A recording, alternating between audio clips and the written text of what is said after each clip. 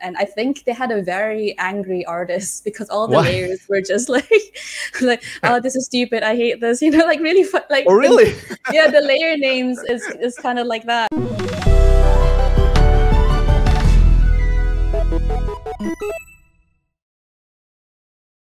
Welcome to Press Start. Back again with me, Ardisasmita, CEO of Arsanesia and Vice President of Indonesia Game Association. I'm gonna be your host for this episode. And as usual, in Press Start, we're gonna talk about game development and how to start your career to be a game developer. We're gonna invite expert in this area to share with us their journey, their experience, so maybe we can learn a bit and get inspired by their journey. So I hope this podcast can give you insight and courage to start your career in the game industry. And don't forget to stay tuned because this season 3 of Press Start, we're gonna have I think new episodes every Monday. So stay tuned. And of course, this podcast is brought to you by Indonesia Game Association and Goethe-Institut Jakarta. So, today we're gonna have a really special guest. She's from Malaysia and working in UK, and I think her story is really really interesting. So, without further ado, let's welcome Anisa. Hi, Hello, hi. hi Anisa. It's nice to have you here. How are you? I'm good, thank you. Are you now in UK or in Malaysia or where are you right now? So I usually live and work in the UK, but today I'm back in Malaysia visiting family. And Ah, yeah, it's very warm. It's very hot here. true, true, true. But right now in UK is summer, right? It is, yeah, yeah. It is a summer, and it's actually quite nice. We had a bit of a heat wave in London a few days ago, just before I Oh, left. Yeah, so I was thinking, oh, this is good training for when I come back to Malaysia to deal with the heat again. the deal with the heat, right, right. Before we start, can you maybe share with the audience like what's your activity today? What's your role in the game that you're working? Yeah, sure. So I'm Anisa Sanusi, and I'm based in the UK, and I am a senior UI designer. So I do UI and UX for video games, and the most recent game that I worked on is called Rollerdrome, and we just announced it on the PlayStation State of Play, and it's releasing this August, and I'm really excited for people to actually play it because we've been working on it for like 3 years now. Nice. It's about what it's called roller skate, a skateboard, Roller skating, roller yeah. skate. Yeah, So it's kind of like if you've played Tony Hawk, the skateboarding game, it's kind of like that, but with roller skates, and we have guns. right. I think that's a really unique combination. Cannot wait to play this. All right. So, Anissa, before we start, usually we gonna ask the guests some questions, trivial questions. Don't worry, there's no right or wrong. There's no scoring or leaderboard. So this is just a trivial question. Ready? So, the first question that we're gonna ask to you is, Anissa, do you remember what is the title of the first video game that you ever played? Um, Ooh, I think I had the very first game is probably like on the Sega Mega Drive. Mm-hmm. Um, I think I think it's called. I don't know. Oh my god, I don't even remember what it's called. But like, I think people who play retro games would know this. It's like mini macro racing something, where like you play as tiny little cars Mm-hmm. on like real life things. So you play like on a snooker table or in a bathroom, but like it's a racing game. But all the cars are like super small. Oh. Yeah, I don't know if you So heard about it. yeah, if any of the listener can guess, you can put a comment. Let's see if any of you also remember that kind of game. Yeah. But Anissa, when you play the game, when you play in Sega Mega Drive, was it you own a console or your parents gave you console or you played in your friends? It was in the family, yeah, because I have two older brothers, and they're huge nerds as well. Like we all really liked reading comics and playing video games. So I think it was my brother who begged for us a Sega Mega Drive from my dad. And my dad, he really likes electronics and gadgets and Ah. things. So we were lucky that like we didn't have to beg too much because I think he was also interested in seeing how the thing works. But yeah, like our dad bought us our first Sega Mega Drive, and then we got a PlayStation 1 after that one. Yeah. I see. So, like basically, like most of the parents, right? They usually don't give permission for their children to play video games. Maybe restrict them. Maybe ban video game from the house. So, in your case, you got a family that are really supportive in the game into their household. Well, yeah, I think because it was emerging technology, it was very new at the time, and we all really liked the stories and the characters, so it wasn't too bad. But I think not to say like our parents were super okay with it, because my dad would always say like, Anisa, you spend too much time in front of the TV, your eyes is gonna turn into squares. That's what he used to say. And yeah, like I think around teenage years, I kept playing so many games, like I just wouldn't stop. And I think that was always that worry that like I was spending too much time playing video games. But obviously I work in games now, so whoops, it's a job. Right. That's really interesting. And is there any kind of like some rules like your parents put in the house? Like, for example, you can only play on the weekend, or you can only play 1 hours a day, or something like that.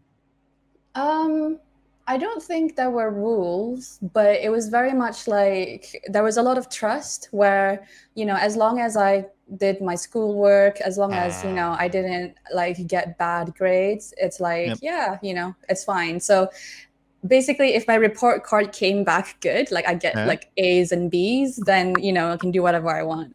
Yeah. But also like I think I'm a special case because in school I did everything. Like, I was a prefect. I was in all the clubs. I was a club president for the computer club. I was, doing all I was going to like all the extra classes. So yeah, I was like one of those people who just did everything all the time, including Nice. playing video games. So I think my parents didn't mind it too much.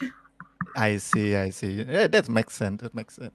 All right. Okay. So that's the first question. So the second question is, if we asked about the first game, now we're gonna ask about the last game that you played before this session. Oh, I was literally so the game that I'm currently playing that is actually on pause right now. So right after this, I'm gonna go back to it. Um, so my favorite console at the moment is the Nintendo Switch. So all of Mm-hmm. my most recent games is on that, and the game that I'm currently playing is called Bravely Default 2. I don't know if you heard of it.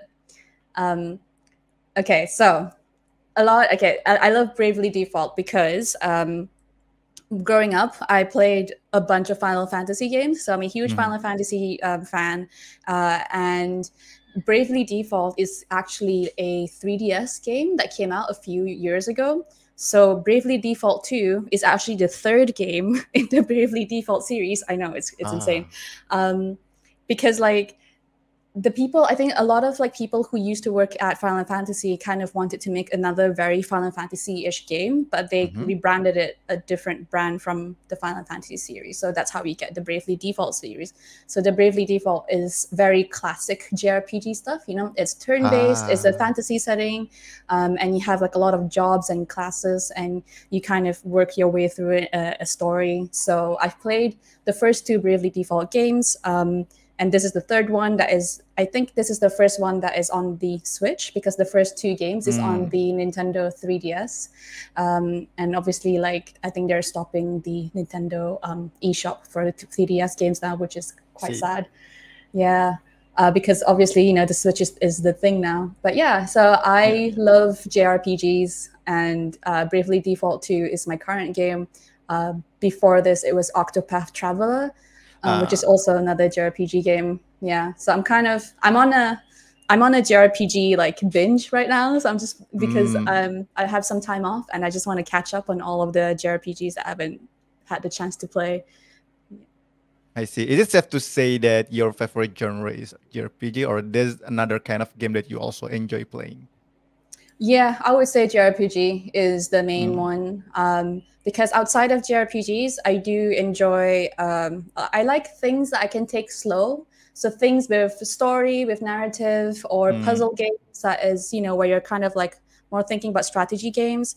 So tactical games, I love. So I don't know if you know Fire Emblem. The Fire Emblem series yep, is, yeah, I insanely love Fire Emblem since Awakening up until Three Houses now. So yeah, these kind of games are like the stuff that I really like playing. I see. I see. Interesting.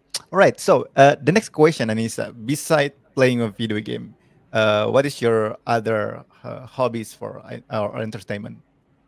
It's gonna be embarrassing, but I actually really like roller skating.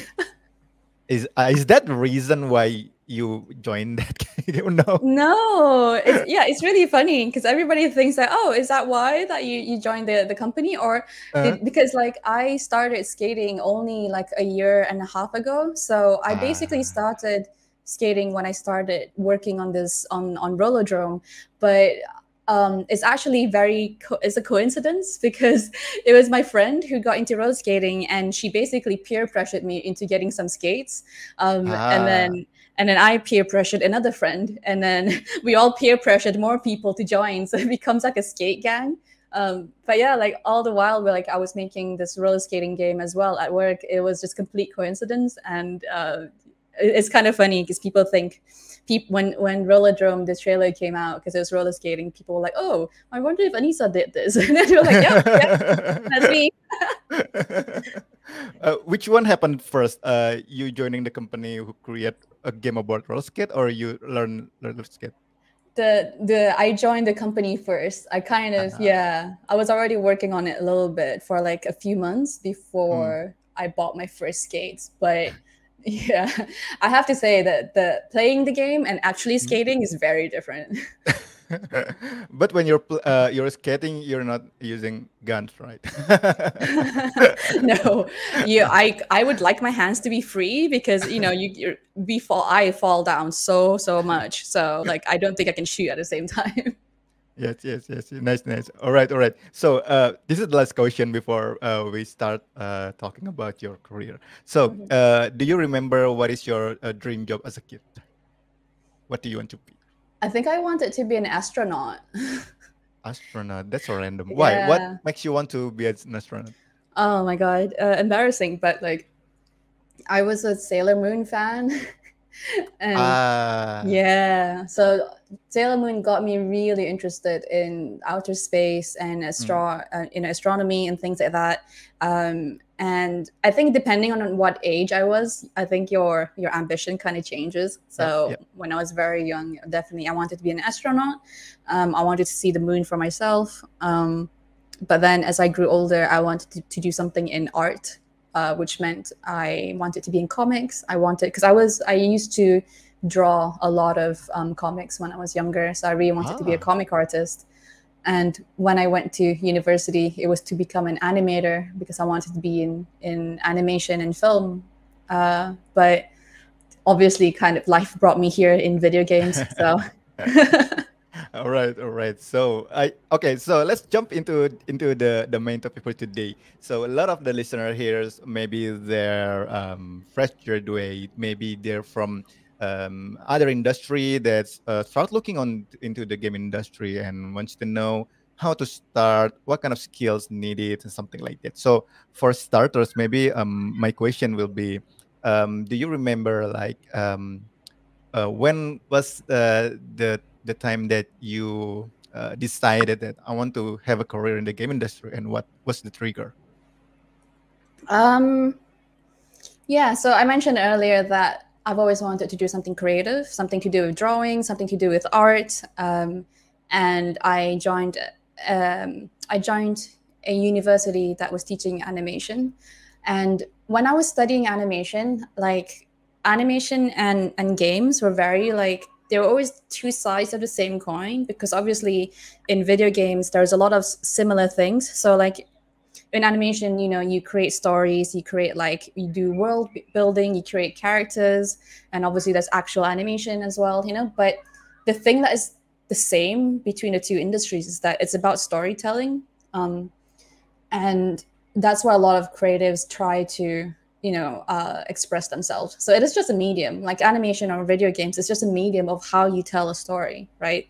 And I learned a little bit about game development when I was in university, but at the time, it wasn't really something that I thought I could do, which is weird because I'm already in university for it, right? So Yeah, that's yeah. kind of how, because when I'm playing the games, it feels like, so I don't know how it's made. I don't know how anything, you know, how things work, and it feels very, you know, it's like a black box of the unknown. Like, how do you even start in that, right? Yeah. So I wanted to be in animation instead, and this might sound this might sound bad. I don't know, bad or good or like weird. I don't know, but like, I actually kind of fell into video games without really meaning to. Yeah. How come? Yeah, I think like this is actually a story that a lot of when I talk to other people in games, especially people who are like women or people, you know, are slightly different, like the path is so different for everybody. Mm, It's hard to tell you like, oh, if you just do this, you can definitely get a job, because everybody's path is different, right? So for yep. me, I actually wanted to work in film, but at the time, I was actually really, really bad in 3D. So, you know, 3D modeling or 3D animation, anything to do with 3D, to me, it was so technical and it was so difficult. And I was just like, I didn't understand the software, because if anybody has ever tried learning like Blender or Maya or anything, like you will understand just how like you know, it might be a checkbox here or a setting there that you're just like, oh, I, you know, unless you're really good at it, unless you're very technical minded, it's very difficult for certain people, like for me Yep. especially, because I just prefer to draw by hand. You know, I prefer just drawing things on paper, or you know, drawing things in Photoshop or things like that. So I was very much like a 2D artist in that sense. So my first 2 years fresh out of university was just doing odd freelance work for Ah. animation, for ads, for, I worked for in this small company called Arcus Animation Studios, and they're still going now, which is amazing because not a lot of studios, especially when you start that small, could survive for this long. Mm. But they gave me my first start, and I'm still friends with the founders now. And that animation studio, like they did a lot of like explainer videos. So if a company Ah. has like a concept or something they need to explain to people, sometimes having an animated like 2-minute video, that kind of thing, you know, where, so it's a lot of client work and stuff. Yeah. So in that in that time, we used to animate in After Effects. So with After Effects, it's a lot of vector animation. So we use vectors, and vectors is like it's it's a thing that you kind of create in Illustrator, and things like that. So it's slightly different from say rasterized images that you do with concept art. So a lot just so happens, right? A lot of the skills that I was using at the time doing After Effects animation and making like vector images, they were actually really like the exact 2D art skills that a company at the time needed. So two things, I got really, really lucky. Number one, I just happened to have the skills that they needed. And number Mm-hmm. two, they happen to have a job open for All right. someone specifically like me, specifically in that area of that Uh-huh. country. Yeah. So I want to say like it is like half of it is having a portfolio perfect for somebody, and secondly having that perfect opportunity to come up at the time. Yeah. So at the time it was a very small studio. They're called Double 11, Mm-hmm. and I think some Malaysian, some, if there's any Malaysians out there listening to this, that might sound familiar because Double 11 just recently opened a Malaysian studio as well, like a Malaysian Ah. office here. Yeah, And back when I first started there, it was small. It was so small. We had like one small building, you know, like one floor in a quite small office building in Middlesbrough. Oh, And it's already in UK? yeah, yeah. So when I went to university, I was in UK. So my I first job in see. All right. the All right. sorry, I probably should have I said see. that from the start. I thought it was still in Malaysia, and all right. So you study in UK. All right, right. That makes sense. Okay. Yeah, yeah. So I did secondary school in Malaysia. I finished my SPM, and then I did a diploma in the One Academy, which is also in Malaysia. I think a lot of people, if you're into art, you might know that art college.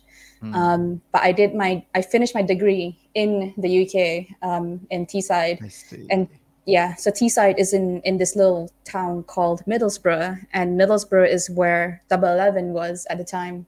I Yeah, I see. think they're All right. still there, probably. Yeah, but like, they Double 11 has, you know, they've expanded quite a bit, and now they've got like a Malaysian office, and I know quite a few people working there as well. So So it's what the first time that you work in the game industry, right? yeah, I at Double see. 11, yeah, I think I was only so that was in 2013.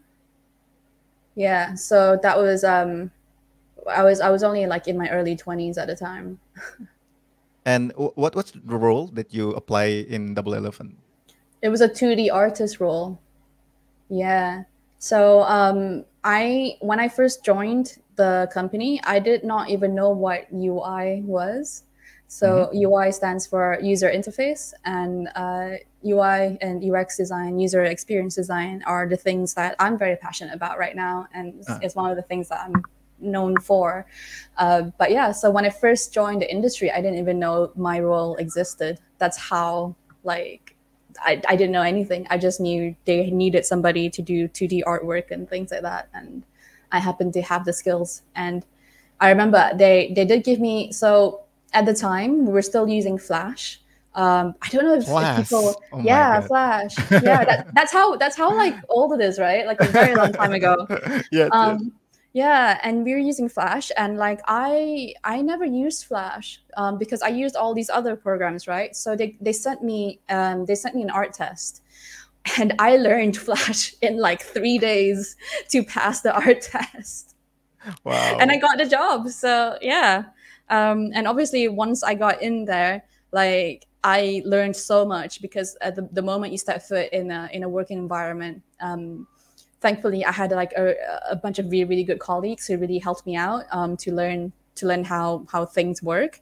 But I did so many mistakes at the, you know, like again, fresh new junior artist. I did so much mistakes, but people were really nice and I was enthusiastic, and you pick up you pick up software so quick if it's something that you care about. I think that's when I realized maybe the reason I was bad at 3D is because I just didn't really care that much. Whereas, Uh, yeah, when I started doing, you know, UI and graphic design and things like that, like I learned so quick. It's all about like knowing what you like doing.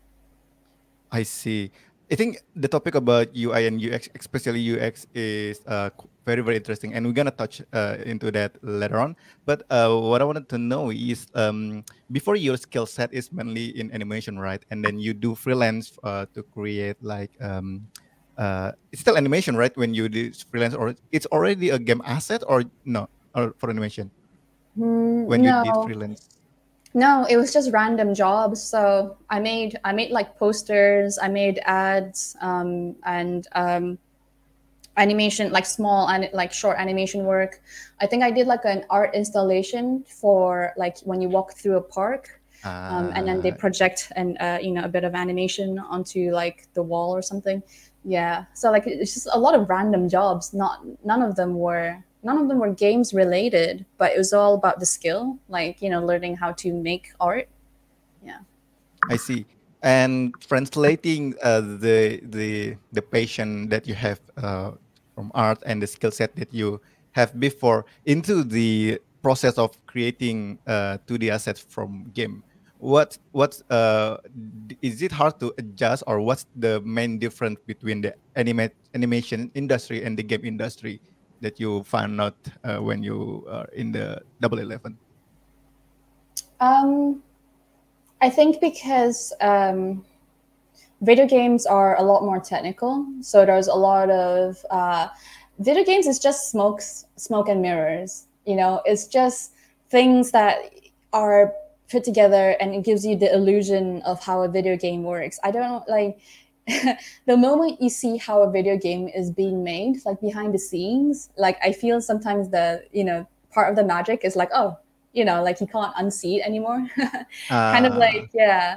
So now that since working in games, if I play a video game in my head, I'm always analyzing the game, thinking like, oh, how did they make this? How did they make this level? Or like how did they make this UI? And I'm just like, oh, I wonder if they use this, you know, this engine or this thing or whatever. mm, mm, So yeah, but like I would say like the biggest difference is a technical difference. Because because like let's say you're designing a poster or drawing an image and you know you're doing like a composition, the image doesn't really move. Like, you know, like a composition for an animation, let's say, you know, you have the character here, let's say character is here and it moves here, you know, and you have a background, you have a foreground, you know, you have some lighting, you know, and mm, kind of that's your composition, right?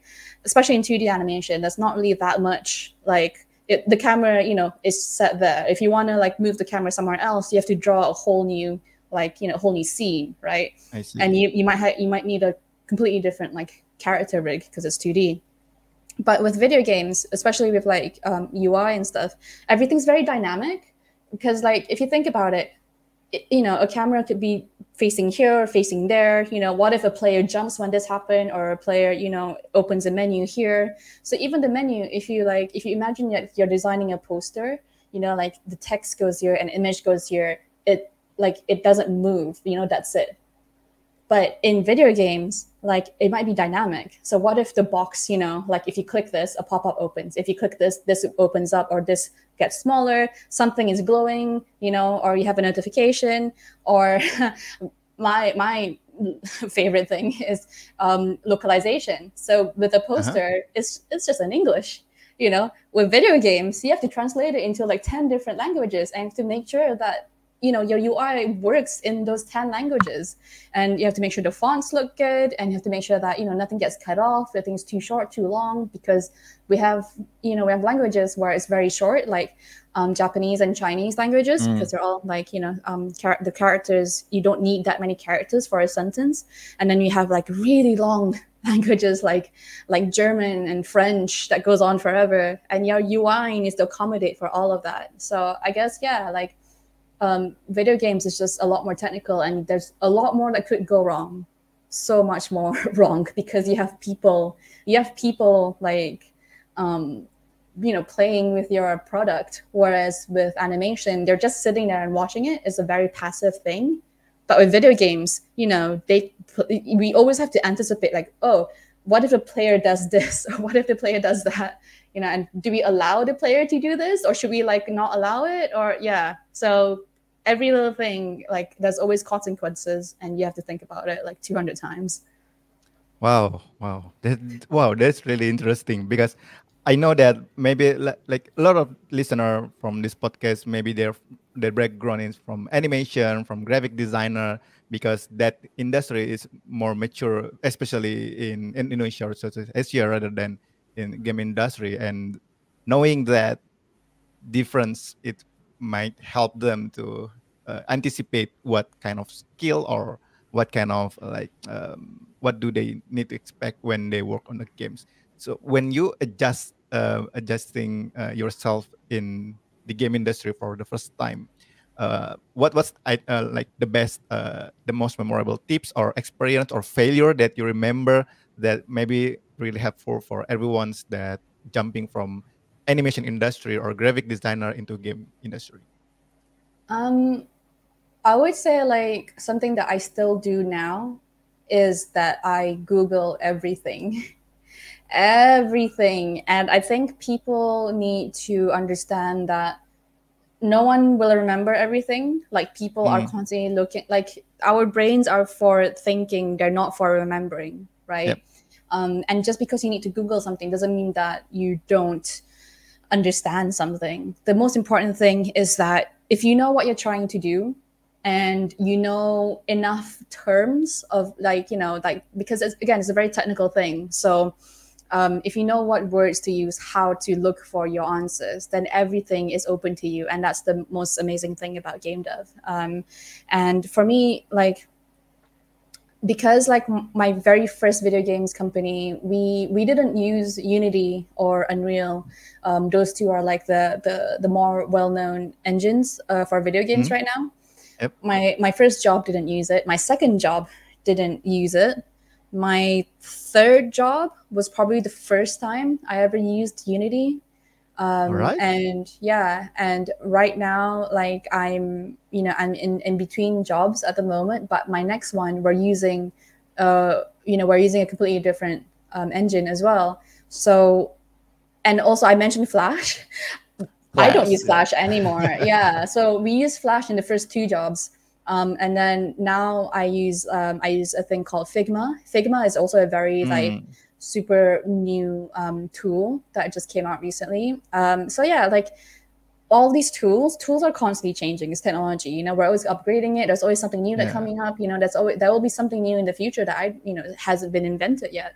And the thing is, like, sure, like you could be very, very good at using the one tool, but that's because you've got like many years of experience using it. So like if somebody has been using Photoshop since Photoshop 1 or 2 or whatever, and they're using Photoshop CC now, I'm sure they're like a genius. Like they're so quick and so good, and that's amazing. That's great. But also like a lot of people are using like Clip Studio or some other thing that's on the iPad, So the point, sorry, I'm rambling, but like the point of it is that you need to be really good at adapting, and to do that, you need to be okay with admitting that you don't know something. And that is basically like, you need to kill your ego and just be like, nope, this is why I like being the dumbest person in the room. I'm like, no, this head is empty. I'm fucking dumb. But like, as long as I can Google it, as long as I can learn how to figure it out, I will do that.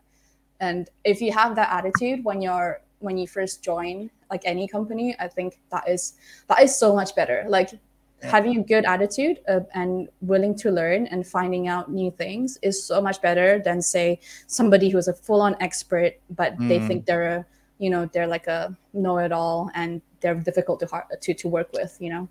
Yes, agree with you, because like the I think the evolution of like the tech that we use in the game industry is like evolving very, very quick, right? So yeah, that's interesting, adaptive. All right, let's get back to your journey, your career. Your first job in the game industry as a 2D artist. So your main task is to create asset, right? I don't know, maybe characters, maybe background, something like that. Was it also included in creating UI? So my very, very first job as a 2D artist, my work was mostly, we were porting games. So at the time we were porting games from the PSP to PC and PS Vita. Yeah, Yes, I feel like it was all amazing old tech. But also PS Vita was like the very first dev kit that I had on my desk, and it was really, really cool. So with sorry, someone rang the bell and that just completely threw me off. Oh yes, okay. So the company that I was working at, we were porting games from the PSP to the PS Vita. And what this means was that it was mostly like, we weren't creating new things. We were kind of upscaling existing assets and existing games, So because like when you create stuff on the PSP, like you don't need all of the 2D assets are quite small because the PSP, it's very low resolution and it's it's an older tech. And the PS Vita, you have like higher resolution. So if you scale the thing up, the image is going to look very blurry and things like that. So a lot of the work that we were doing was mostly like, kind of cleaning assets up and make sure that, the HD version looks HD. So it was, so I think for like a first video games experience, it was very good for me because I get to see source files. I get to see like kind of like opening up a car and looking at the engine inside. Yeah, without building my own car first. So like I can see how they made it and like how they've done it, and it was. And one of the things I remember was that the company was actually a Japanese company, and we were based in the UK. So we got some like source files and like some of the Photoshop files, all the layers and stuff. And I think they had a very angry artist because all the layers were just like, oh, this is stupid. I hate this. Like really like. Oh, really? The layer names is kind of like that. But I think they're just having a hard time. And I was like, I don't think that artist, when they were making this, they would realize like 5 years later, like somebody gonna open it. Yeah, like a little junior artist in the UK is gonna see this file, right? Oh my gosh. Yeah, so that made me realize like, oh, like nothing is only just for you. Like anything could be, anyone could see it. So always, always rename layer perfectly, right? Like, there's a saying where like nothing is a placeholder. So if you put something in the video game and call it a placeholder, 20% of those placeholder will probably stay in there. Stay there, yes. It will ship. Oh so make sure you don't put any bad words.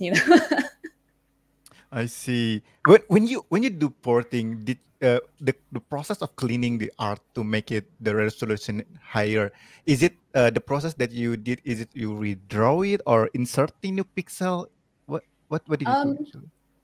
Well, it depends, and some of it is literally just like we have like the source Photoshop files of all the layers, right? And it's let's say it's like 512 by 512, which is small, and we need to make it like 4 times bigger to like 1024 or 2048, right? So you kind of just make that big, you just scale it up and just draw on top of it, basically. I see. You do. So we want to preserve the original art as much as possible, because again, when you're porting, it's not about you, it's about the game.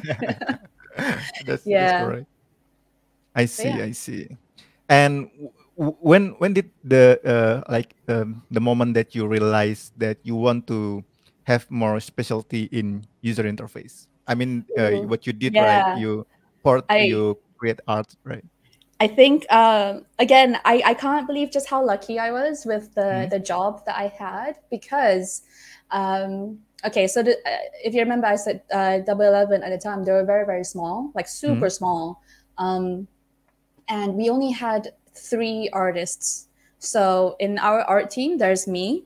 I'm the 2D artist. And then there's a concept artist. And then the third guy is our 3D modeler. So he's like a character artist. He sculpts 3D designs. So we're very like specifically in these jobs. So whenever an art related work comes along, like it comes to our team, so it will either be me or the concept artist or our 3D guy. And our concept artist, his name is Dave. He is like Dave Paget. He's like one of the most amazing concept artists I've ever met. And at the time, he was just starting out. He's super famous now. He does all of like the big movies and TV and film and games, like really big things. I'm just like, yeah, I knew him before he was famous. Yeah. but like, I love Dave, but also like he was not great at graphic design. So anything to do with like fonts or text, graphic design and illustration are 2 very different things. And Dave has some of the best skills in illustration. Whereas for me, I really, really liked design. I really like graphic design. So, fonts and, color composition, whatever, layouts, things like that. And just out of pure luck, based on like our skill set, a lot of UI related work kind of automatically came to me. And I was just thinking, oh, this is, like I really like this, because I know like when I first started on video games, I quickly learned that not a lot of people like UI. Like a lot of artists, they want to be concept artists or they want to do, characters or environments, and even the programmers, because you have like specific programming for gameplay, programming for network, and then you have UI programming, which is its own thing, and not a lot of people liked it, and I was just like, why? Because I really enjoy this. So I think that's when I realized, like, okay, cool, like I feel like I'm good at this and I like it, and I think that's the two important things, right? That you're good at something, and you also like doing it, and you can make money from it. That's your job. That's the thing that you should be doing for a living. So that's so as a 2D artist, that's when I started. I literally Googled what is UI. Like, yeah, I'm already working in games, and I already have like a few titles shipped under my name, you know, like, and I was still Googling like, what is UI, what is that? And then that's when I started, you know, looking up UI portfolios, because I needed to, because of visa issues, I needed to apply for another job.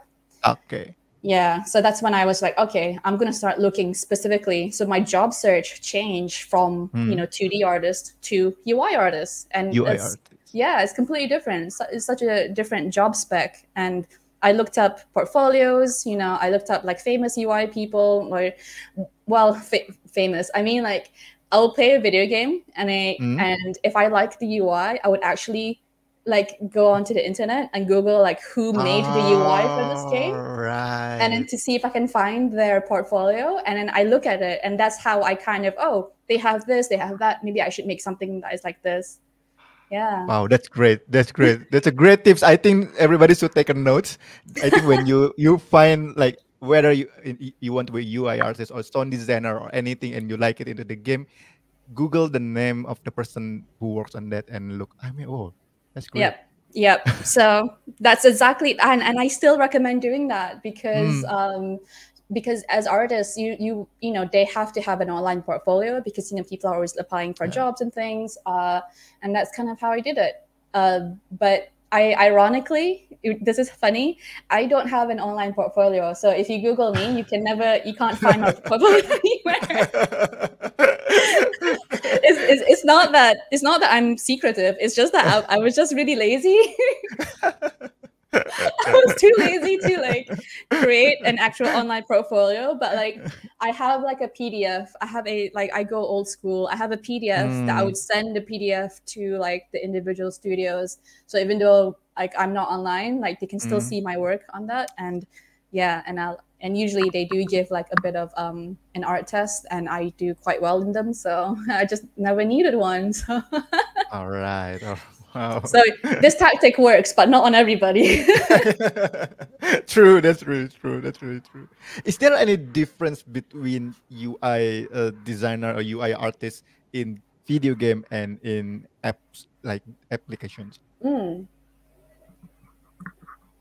Yeah. So I would say like it's not, the skill set needed is absolutely not too different. Like you can definitely work in apps if you want to. And people who are already working in software apps and things, as a UI designer, you can 100% work in video games as well. Like it's exactly like the same kind of skill set. In fact, all of my resources, like things I read up on, blogs that I read, and people that I follow, like it's a healthy amount of both apps people and games people. That's how I keep up to date. On like what's the latest trend, or like what is the newest user experience finding, you know, things like that. But I would say video games are a lot more interesting, like so much more fun and interesting. And because the thing with apps is that I don't know if you noticed, like if you ever like open between 2, 3, 4 different apps in your phone, you'll start to feel like they're all kind of the same, you know? You know what I mean? Yeah, they're obviously not exactly the same, but because human interaction with human computer interaction, right? Like there is this path towards what is the optimal interaction, like what is the best way for you to interact with something that is on your screen, on your phone, you know, like having a bar on the bottom nearer to your thumb is usually like a better way to do things than putting it at the top.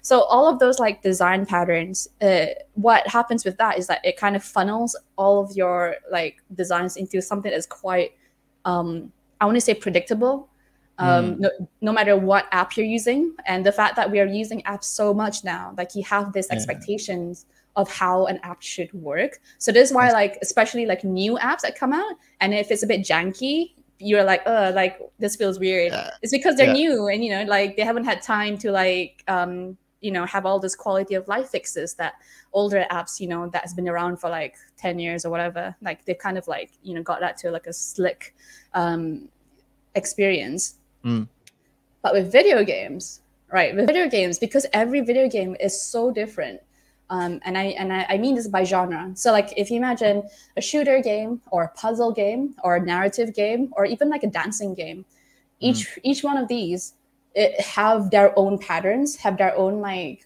you know, different, I want to say like a collection of expected behaviors and things like that. And so so I said that I really like JRPGs. With JRPGs, you know, there's like action based, and then there's turn based, you know, where you wait your turn. Even that has their own like, you know, like specific ways of how do you make a turn based UI, you know, versus an action UI. And when I was making Rollerdrome, is an action game, you know, it's very fast moving, and it's also a shooter.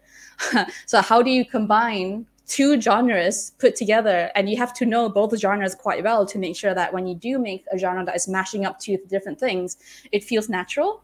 So I think like the challenges in games UI is so much more interesting, and you can have fun with it, you know, because like you know, because with apps you kind of have to make it usable as in like it has to be usable. That is number one thing, like with everything. But with video games, you know, we have a fantasy kind of layout, or like a sci-fi theme, or a more modern theme, or whatever. And you know, even in mobile games, you have a very just hyper casual kind of look as well. Even they have their own style. So it's just like super varied, and like each game that I worked on is so unique. Like the individual problems are just so interesting to solve, and I think that's what I love the most about games. I see, I see. And also in game, usually like every UI can have their own character, like maybe like in Persona, or some games have like really unique UI, and you can express yourself on by using user interface. Yeah, exactly. I see, I see. And I think this is gonna be I think the main question from everybody when they're reading the title, or like the job title between UI and UX. What's the difference between those role? And uh, as a UX designer in video game, what did you do usually?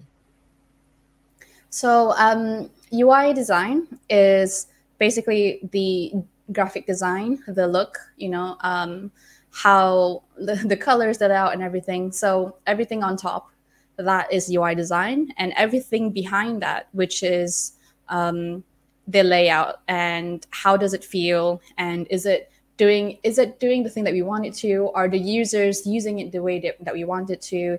That is user experience design. And they are two very different things. But a lot of companies tend to have like the one person doing both jobs.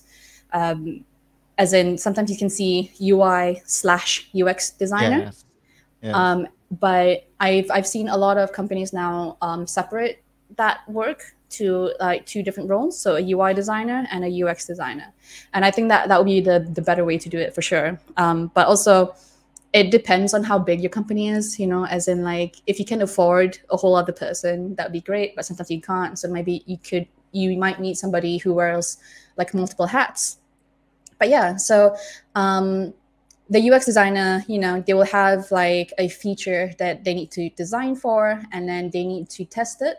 You know, that's when you have like user testing. We have some people, you know, sometimes they create prototypes before even getting into the game itself. And then you have like slightly different people. You know, you get more than 5 people just to play your prototype, you'll get like an idea like what is wrong with it, and that's enough for you to like continue iterating on it before putting it into the game engine itself. Because the time that it takes for like an engineer, for a programmer and a UI designer to like really make it look good, you know, is a lot. Like, it's a lot of time, it's a lot of effort, and you want to make sure that the design in there is something that you think would work. So that's where UX designers come in first. You kind of design the wireframes, the layout, is it working the way that you intended to? And then you put it in game. With the UI designers, they kind of like, wireframes are just like black and white, and it's just like boxes with some text on it. It's very basic, but it's functional. It's like the way that you want it to work. And then UI designers basically make it pretty, make it like on theme, and making sure everything like looks good and feels good, gives you good feedback. Because like when you press a button, you want to make sure that, like that button's being pressed. You get like, or like when you equip something, or when anything that a player does, there needs to be feedback back to the player that the thing has happened, and all of that is within the UI design of things. So yeah, but also like once you implement it in game, that's not the end of it. It's still another round of testing. Like, okay, it's in game, and then you kind of put it in the hands of like a few players, and you kind of watch them, and you take notes, and then you do an interview with them. So yeah, so I would say like the UX design is a lot of the problem solving, of like thinking about layout, about features, and you work really closely with your game designers. You work closely with a creative director. Like, is this what they wanted? Is this, because sometimes with video games is that the possibilities is so big. Like, it could do this, and it could do X, Y, and Z, but you have to think about the game as a whole. Like, is this game more about the action, or is it more about the story? So maybe design A, is more about the action, and like, okay, maybe you should go down this route, even though like design B is just as good, but we want the player to be doing something a bit different. Yeah. So there's a lot of, like, as a UX designer, you're constantly talking to like everyone else, like you have to talk to the artists, you have to talk to the designers, you have to talk to the programmers, because sometimes there's a technical limitation about what you can or cannot do. So you might be thinking like, I want to have, let's say like a character select screen, and you're choosing a character. You might design for a scene where like, I want this character, to be in 3D, and you can like move the character around. You can have different poses. The programmer would say like, actually, we can't have 3D characters. We can only have 2D images in this, because we don't have that much space, or we don't have enough programmers. Like, those are technical limitations. So now we have to design for, instead of 3D like character, you have to think of it as an image. Okay, cool. If we can only do an image, what does that image look like? So it is a lot of just talking with different people and creating something that satisfies all of your different clients, or all of your different like stakeholders. So for me, like, in one room, I would have at least 3 or 4 different people that I need to take notes from, and be like, so this guy wants it to be like this, and this guy wants it to be like this, and this guy said, and I go back and I create something that hits everybody's requirements. I see. Is the scope of a UX designer only touching the interaction on the user interface, or also the features inside the game? I mean, like, I don't know, maybe are we going to have like a gun or a sword or something like that? Is that also the UX designer job, or that's from game designers? It really depends. So it depends. So you have to work very closely with the designers. And I would say, okay, let's say, like the weapon feature. So let's say our game has weapons. And what kind of weapons do you have? So you have like melee, you have guns, or you have, short range, long range. Like, all of these decisions, they're game designers' decisions. So like the game designers will decide, we will have, we'll have a sword, we'll have a gun, we will have a shield. And then the UX designer, their job is then to be like, okay, cool. So the designers want these weapons in it.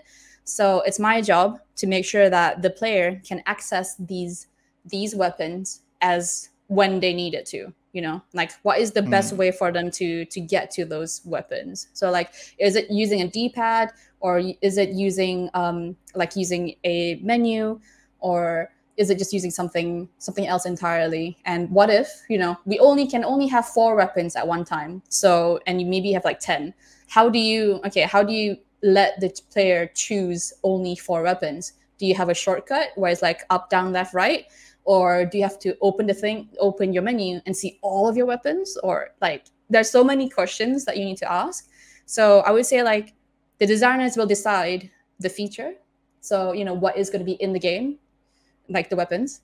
And the UX designer, they have to make sure that when the players use those things, they're using as the ways the designers want them to. I see. So it's more toward the player and the users rather than like the mechanic or like the gameplay itself. So the mechanics and the gameplay, that is designers, they will decide that. And for us, we're like a bridge between the designers and the players, because this is why testing is important. So if the players are playing the game and, let's say like, oh, in this level, they're not using the gun at all. Why are they not using the gun? It's a lot better to use the gun, and then we realize that, oh, the setting is really hidden. Like they didn't even know, like maybe there was no like notification or something to tell the player like, hey, use the gun here, like you have a new gun, use it. So that's where user experience comes in, and we're like, okay, maybe we should prompt like a notification saying that you have a new weapon, or like maybe we should put a tutorial in here where like a tutorial box, like, by the way, new weapon, use it here. So the decision to like, you unlock this weapon at level 2, that's the game designer's decision. And for us, when we test it, we have to see like, does the player know they have unlocked this weapon, and do they know that they can use it? If they don't, that means we have to tell them. Yeah. I see. For maybe the reason some players don't use the weapon once is because of they don't know. So it means they need improvement in the interaction, the UX. But it also can be because of the balancing of the game, right? Maybe the weapon is not interesting enough. People see like this is too weak, or it's not have value for me. How do you conduct the test that later on you can decide this is the UX problem and this is the game design problem? Yeah, so that's why when you do user testing, number one, you watch them play. Sometimes we have people talk about what they're thinking when they're playing, maybe like sometimes like this is why watching streamers play is very interesting as well, because like they're always talking about what they're thinking when they're playing. And second, we do interviews with the players, like afterwards, let's say a play test session finishes, we'll talk to them and be like, so when you played this, did you find it difficult? Why did you find it difficult? We do have like certain questions that we can ask them. So yeah, so it really depends. When you do play testing, you can't just give them the game and be like, okay, here you go, play. More like, you have an area that you're interested in finding out. So you have a hypothesis of like, okay, we want to see like, is this level good? Like, is this thing like that? Do the players realize that they're supposed to do this? And the important thing is that you have a lot of different people playing it. So it's not just like, if you have like, say 20 people playing your game and all 20 are like boys who are 17 or 16 years old, and they go to the same school or whatever, like you're not going to get, a range of responses. So you want to get like maybe like a woman in her 30s, or, an older gentleman, or maybe somebody who is colorblind, So all these different things you can always test for them. I see. How often usually do you do the test? Is it only at the end of the development when everything is already in, or how you usually do it? Test often. Like we do definitely test often. So again, this depends on how big your company is. So some people, like some companies, they have entire like user research labs. So we call them user research. They have entire user research labs where they just fly in people. Like I've been to Riot in Los Angeles, the people who make League of Legends. They have so much money. Oh my gosh. But like, so they have an entire user research lab where they just fly in players from like, from China or Hong Kong or something. And they just, test the game for them. That's because they can afford it. But let's say you're not Riot and you're like a smaller company. So there are like, user research companies that you can call and license, and then Oh. they have user research labs already, like they have an office, and they just like they get people in and just to try your game, and then they have the people in UR, so it's called UR. Mm. They're usually people with PhDs and stuff, and they're very very smart, and they kind of Ah. do the analyzing for you, and then they come back Wow. with to you with the they'll come back with to you with like recordings, and test results, and like interview results and things like that. But also obviously that you still have to pay them. So Mm. let's say you can't. Let's Mm. say you're really really small. Indies, just five Yeah, people, 10 people. Yeah. Mm. so if you're really, really small, if you're indie, you can just do what I did, which is you start your own user research lab, because all Mm. you need is just a computer and a webcam to record it, and Mhm. some and somebody just to like take notes. So okay, so back when I was in Frontier, we made a roller coaster game. It's called Planet Mm. Coaster, Ah, and okay. yeah, so I was in a UI design team, so that was like a bunch of people in there, right? Not just me.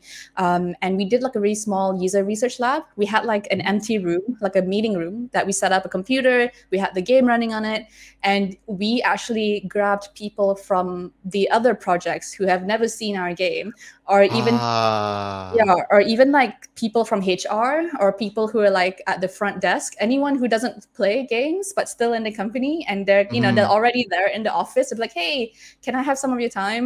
So we just sit them down and then we watch them play for the first time, and it's so much fun. And like and you can do it scrappy, so it's still scrappy, but like you don't need 500 testers. Like you need Mm. at least five, and if you have like five very different people, you will see the same issue come up really quickly. After like Mm. 3 people, you'll be like, oh, okay, this is like priority one. We need to like change this and stuff. And I did that again in my mobile company, where same thing. In the mobile company, I had a prototype, so it wasn't even a game, a prototype that I put on my phone. Mhm. And then I put it on the table, and I had like a series of like tasks I want them to do. So I said like, Oh. create your profile, or add friend. So I basically Mm. just gave them the prototype, and then I don't tell them where it is, but they know what Mm. they're supposed to do, so they try doing it. So I'll sit there in the room and kind of take notes and be like, and, Mm. they, and they'll be like, oh, okay, I need to create a profile. I'm going to this menu because it says profile. Okay, cool, nice, Uh, perfect. you know so like that's kind of part of like UX design.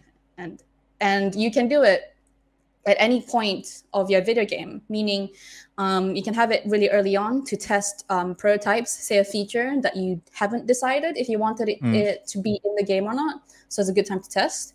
Or later on, towards the end, when let's say your game is content complete, meaning you've put in all the features that you want, but you still need to make sure like you're not taking any features in or out. So this is where you Mm. want to see if the people like it, or they see it at all. Is it not being upfronted too much? A really good example of this is that some tutorials are too long, Mm. and Yep. we found that out because of testing. So we broke up the tutorial, rather than just one long tutorial before before level one. We have like a short tutorial before level one, and then another tutorial just before level two for like more advanced moves, and then another short one tutorial just like before level three, you know, because you've unlocked new weapons, so we need to teach you how to use that weapon, right? And you don't get that weapon until level three, so why would you put that before level one? So like we Yes, broke that yes. up in smaller pieces. So yeah, that's basically UX design. Wow, that's really interesting. I think this is really eye-opening because not a lot of people know that there's a role in the game industry which is UX designer in the game industry. And I hope like a lot of you that listen or watch this in this session can have maybe some ideas, right? If they want to be a UX designer, you can work in the game industry too as a UX designer. And I think the insight that you gave us is really really interesting, Anisa. Thank you so much. Before we close this session, I want to ask the last question from you. For anyone out there who want to start a career in the game industry, do you have any tips for them? Yeah. So I would say um, if you can join a community, that would be the best way to start. When I say community, I don't mean um, I sorry, I'm gonna start again. Okay, if you can join a community, I would say that would be the best way to get a start in the video games industry. And what I mean by community is you can join a Discord, or you can Mm, join Twitter, or you can join any other online spaces where you can meet other people who are also, either in the industry or also working towards getting into industry. And this will be unique to what is available around your area. yeah. So if you're, say, let's say you're in the US or the UK, or I'm guessing a lot of our listeners will be in Southeast Asia, Mm, you want to join those like local game dev meetups with everybody in there, So if there is like I know in Malaysia we have the IGDA, mm, the International Game Developers Association. That's yep. IGDA. So they have like international chapters, and sometimes they do meetups. So the meetups is always like a really cool mixture of both indies or hobbyists, or even like experts, people, or professionals already in the industry. Is And you can just show up and show your work. So obviously, if you're interested in starting in video games, you kind of need to have a certain skill, right? Find Mm, out what that is. Find out what is that you're very good at, and find out what kind of job fits your description. So for me, I liked art. I really like graphic design. That's how I felt 2D artist was a thing. But then UI, user interface, is the thing that I felt like I was very good at, and I mm, enjoyed it so much. I know people really like concept art or 3D artists. Even for 3D art, you can specialize in character art or environment art, right? So let's to use the 3D artist as a example. You want to join 3D art communities. You want to have a portfolio that you mm. can put your artwork in. Don't follow my footsteps and not have an online portfolio. It doesn't work anymore. Like you have that because everything is online now. Yeah, yeah, yeah. You need to have like an online presence. Have a LinkedIn, have an Instagram, Twitter, or TikTok, any whatever it is, to show your work. That is number one thing.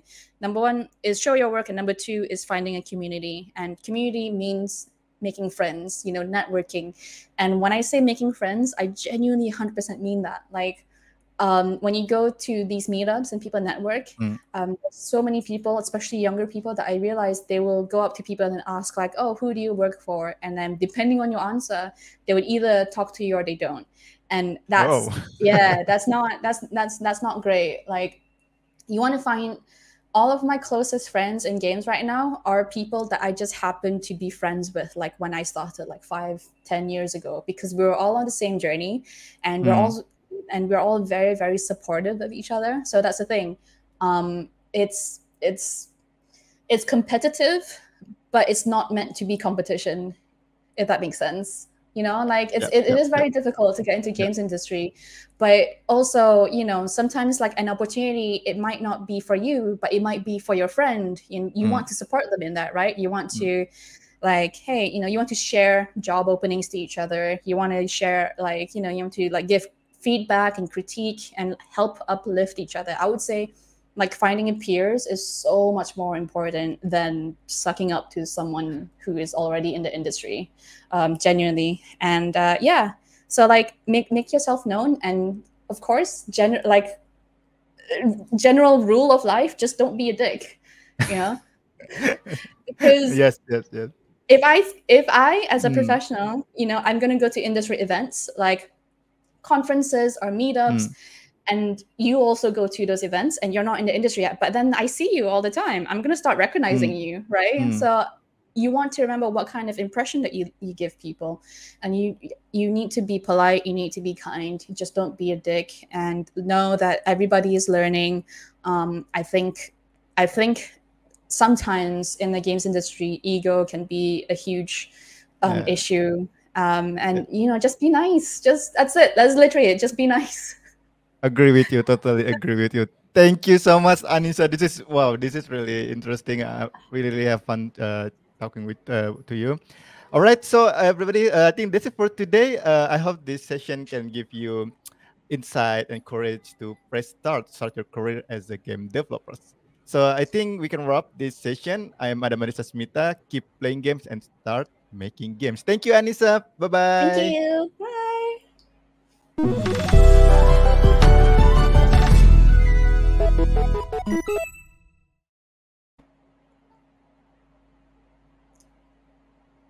Oh, I can't hear you.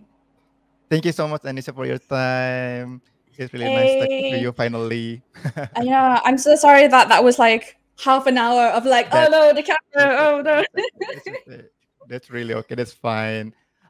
So after this, from Goethe-Institut, they're gonna have some contracts that they will send to you because I think there's some kind of fee for the time that Mm. you're spending, and you just need I think to I've already digitally signed it. sign. I already sent it Already back. signed it. Oh, all right. Awesome. So and after this, after that's gonna be someone from Good Institute will do the post processing. I will give the file to you. If you have some part that you want to cut or anything, just tell us. Okay, cool. All right. Thank you so much. Talk to you again, Anissa. I hope to meet you again. Oh, of course. If I'm ever in Indonesia or anywhere, like feel free to say hi. Or if you're in Malaysia. Absolutely. Thank you so Okay. much. Bye bye. Have a Thank nice you. day. Bye.